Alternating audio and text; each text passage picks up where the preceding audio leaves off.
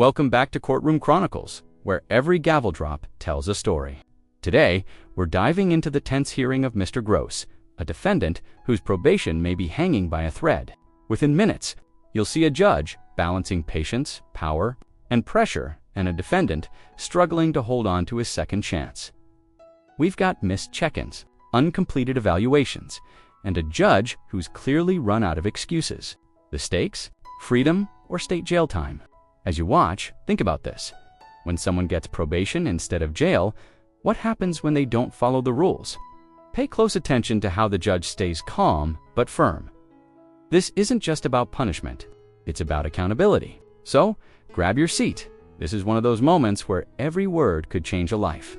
And trust me, by the end, you'll have your own opinion on whether Mr. Gross deserves another shot or another sentence. Give me just a second, Mr. Gross. So, you were late this morning, Mr. Gross?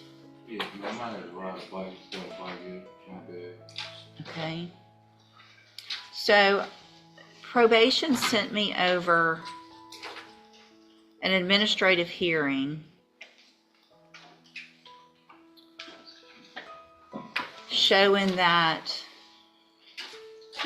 you had failed to report twice in August and then again in December, that you weren't working and giving proof of that you're behind in your community service, that you didn't take the defensive driving course yet, that you did not complete the psychological evaluation so that we could figure out what, if any, tools, so we could figure out what, if anything, you need. All right, pause for a second. This exchange right here is a masterclass in judicial patience.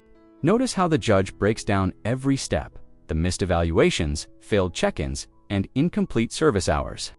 She's not angry, she's methodical. That's the difference between emotion and enforcement in a courtroom. What's really happening here is a final warning disguised as guidance. The judge gives him 2 weeks to complete his psychological evaluation, clearly signaling, "Do this, or I'll revoke your probation." She's holding the door open, but he's got 1 foot out already, and when Mr. Gross asks about how many days in county, that's the moment the tension spikes. He's not asking about compliance. He's asking about consequences.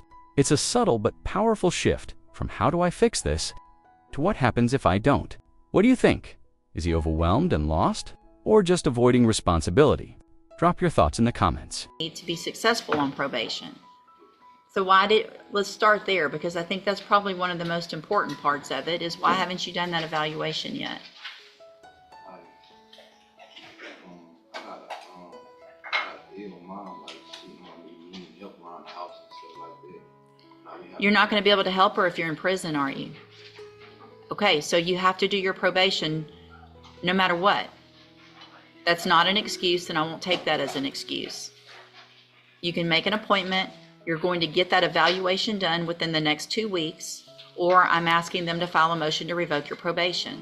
It's that simple. 2 weeks. 2 weeks to get the evaluation done. If you're not working, you should be doing community service every single week. Excuse me, man. How many months or days I can be doing in the county for clear this charge? It's not a county case, it's a felony. So here's what you're charged with: the state jail felony offense of evading arrest or detention with previous convictions. And so if you don't want to be on probation, then they can file a motion to revoke. They have enough here to revoke your probation. But why wouldn't you want to just, I mean, you don't want to go to state jail prison, do you? It's just too much. But you're going to be away from your family for some amount of time if you get revoked. So how many I don't know. We're not here I don't do the negotiations. So if you want to have your probation revoked, what would happen is a motion would be filed. There would be a warrant for your arrest. You would get in custody. We would appoint you a lawyer. That lawyer would talk to Ms. Malfino. They would discuss what your violations are, what they think might be a fair punishment. We would come to court. If I think it's a fair punishment and agree with him, I would give it to you, and you would go do whatever time that is. It's not gonna, I would assume it wouldn't be the whole 2 years, but I don't know right now. I don't remember what. And there it is. The gavel drops on accountability. The judge just ordered 20 days of upfront jail time as a condition of probation. That's not a full revocation yet, but it's a wake-up call. It gives the state time to prepare a motion to revoke, meaning if Mr. Gross doesn't get it together soon.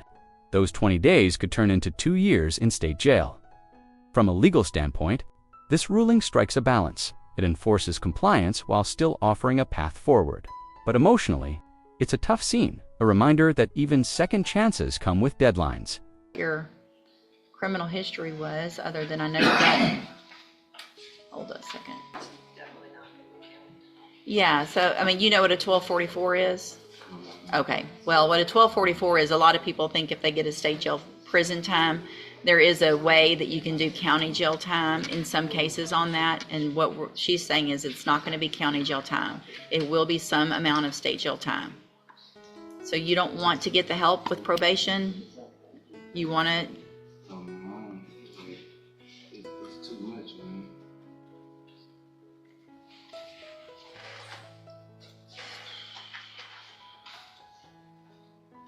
All right, well, I don't know that.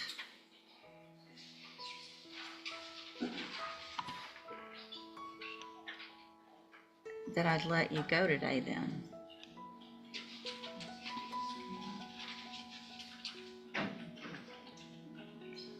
Have there been any issues with drug use?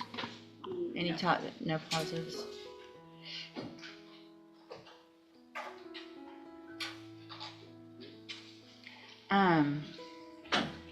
How quickly can y'all get that done?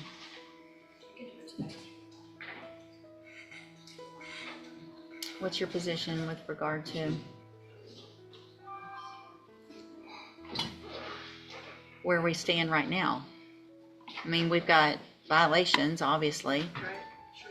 If he doesn't want to go do those things, I'm sure we should take advantage of the help we're trying to give the judge. I know. It seems a shame. I don't disagree. It's not for me to decide. I know Ms. Blair would be willing to work with him. I know what he says it's a lot. I know there are specialized cases that can maybe help him get on track. I know that's what we're gonna work for. You don't want to think about it for? How many months or days? I don't know. That's the thing. I just told you. We just went through that. All right, then at this time, what I'm going to do, unfortunately, Mr. Gross, is because of those violations of your probation that you already have, at this point, I'm going to order as a condition of probation, because you're still on probation, that you serve 20 days upfront time. You'll go into custody today. That'll give the state time to get that motion to revoke filed. You'll get credit for the time that you're sitting, but I'm not going to let you go today and possibly do something else that you're not supposed to do while you're on probation. So you can go back with the bailiff. So, what's your take? Was the judge too harsh? Or was this exactly the accountability Mr. Gross needed? If you found this case as compelling as we did, hit that like button, share this breakdown with your friends, and subscribe for more shocking real-life courtroom stories. You won't believe what we're covering next.